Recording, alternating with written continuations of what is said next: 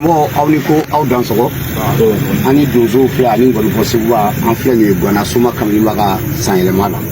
su in na samedi le 17 a kun kan ka kɛ Guana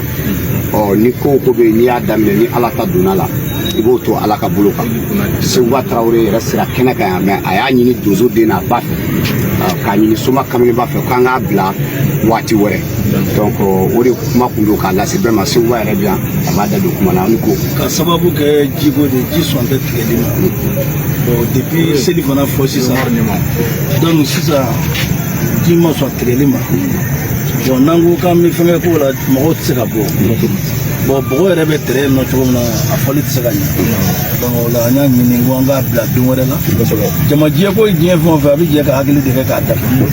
a ka to bɛ nin ka donso aw da fɛ donso Umaru filɛ Umaru Bilen filɛ nin ye o ye Jawo yɛrɛ ka cidenw ye Umaru Bilen tɛ effectivement d'abord Seguba y'a fɔ cogo min na o kɛlen de mɔgɔ Jawo y'a bila n'a y'a kɛ cidenw ye